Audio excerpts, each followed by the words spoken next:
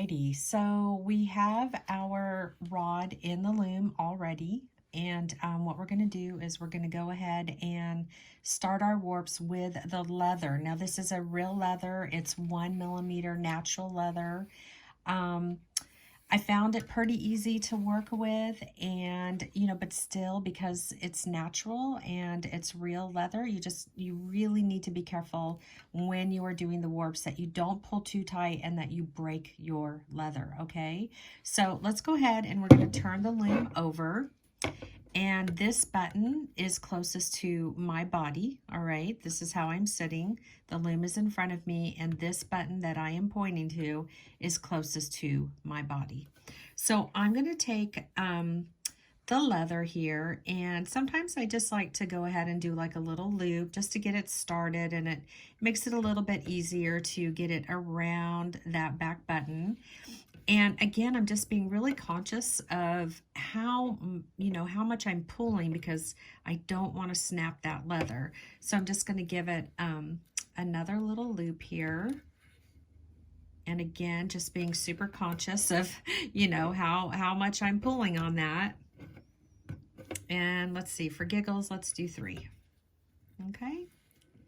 Now, do you see how I kept that knot in the front? We've talked about this before, but we can never talk about it enough, right? So we want to make sure that that knot is closest to the grooves so that it follows us and that we don't lose any tension as we are warping, all right? So what I'm going to do now is I'm just going to lay the leather down on one of the grooves. I'm going to flip this over, come back into the camera. And then I'm just holding it, again, just being conscious of, how much I'm actually tugging at it. Now, this leather is too big to fit into the groove, so it's just going to kind of rest on the groove. Now, I'm going to bring it down to the other end, and just going to do like a good eyeball here. Don't get all technical. You can just kind of line it up. And then I'm going to turn it around again. And yeah, you can see that I have some thread from a previous project. I forgot to clean my loom. Oh well, that's okay. Not a deal breaker. Then I'm going to end up skipping 4 grooves. So let's just see. Let's stay in the shot here. We've got 1, 2, 3, 4. And so I'm just going to lay that down, and it's going to rest on the 5th. And then I'm going to turn the loom around again. Right? And it looks like I kind of got a little slippage over here. No big deal. There we go. 1, 2, 3, 4, 5. So we're just going to roll that over very carefully. Awesome. Come on, little guy. And it's always tricky, that first warp. This is where most people lose their tension, and then, they get frustrated because this guy is like really loose. So it just takes time, takes practice. Look, and I'm still going slow. 1, 2, 3, 4, 5. Okay, cool. Wait, 4. I only want to do 4. 1, 2, 3, 4. Okay. Get over there, buddy. Oh my goodness, so funny. Okay. See? Even the mama jewel has to like take her time. Okay, 4. All right. So then we're going to bring this back up, and 1, 2, 3, 4.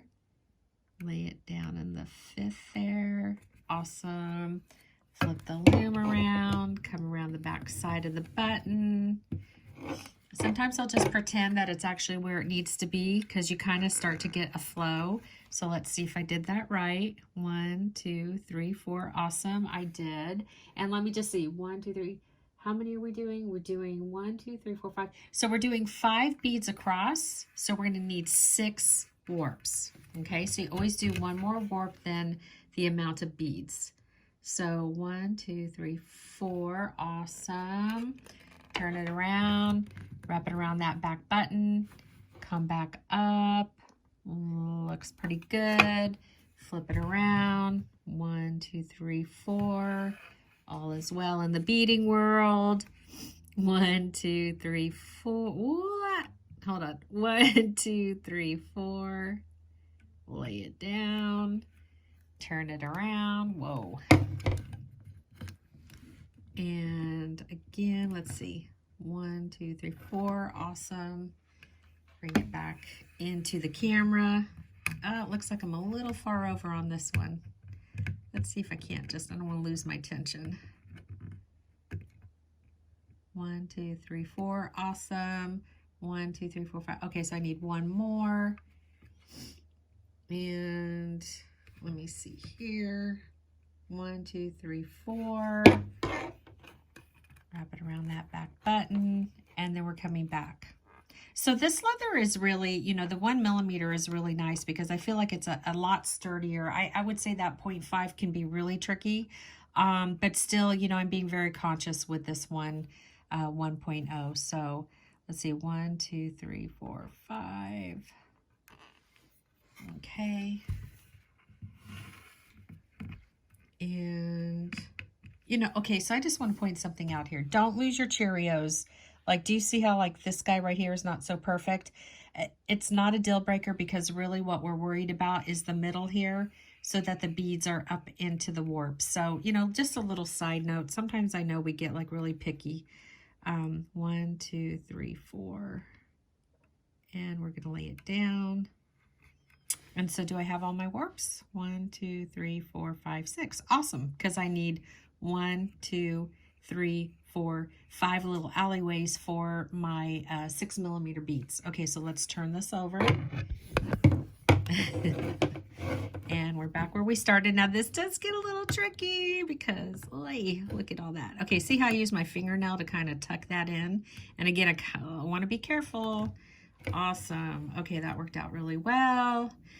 The warp gods are with me. And then I'm just gonna slide this up in there.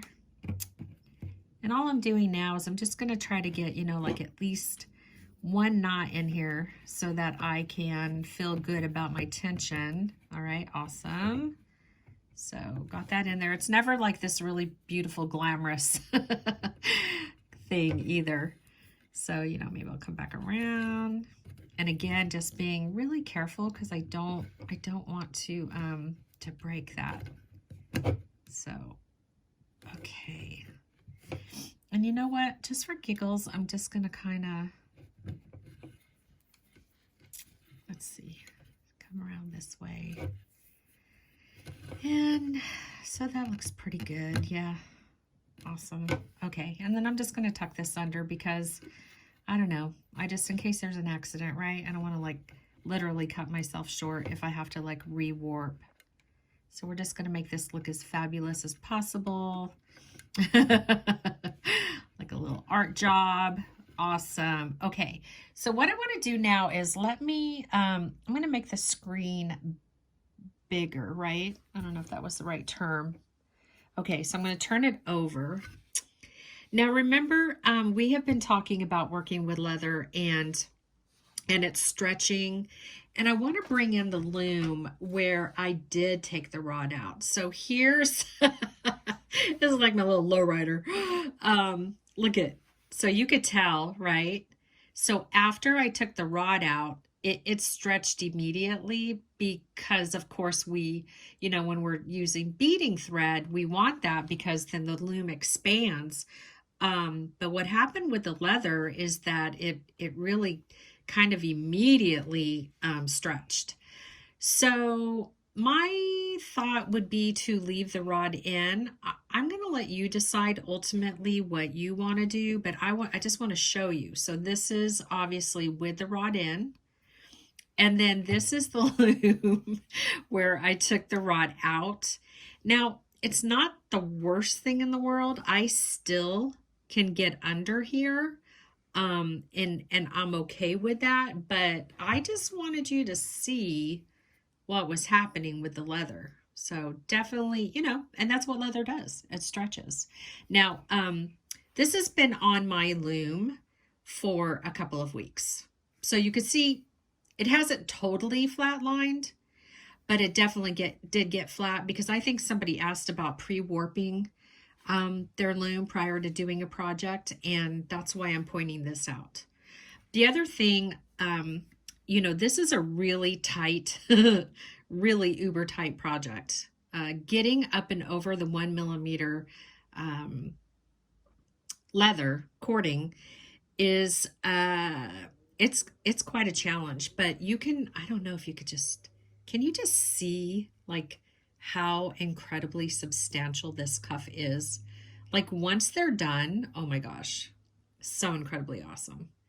And I gave you a lot of needles. If you're watching this and you got the kit, I gave extra needles because you can already tell like this guy's starting to bend, and there's a possibility, you know, it's a super tight project, so you could break one. Just make sure you have your flat nose handy because you can always, you know, pull very gently if that were to happen. But yeah, so this is part 2. I just posted part 1, and that was putting the rod into the loom, and now we have warped our loom with the leather cording.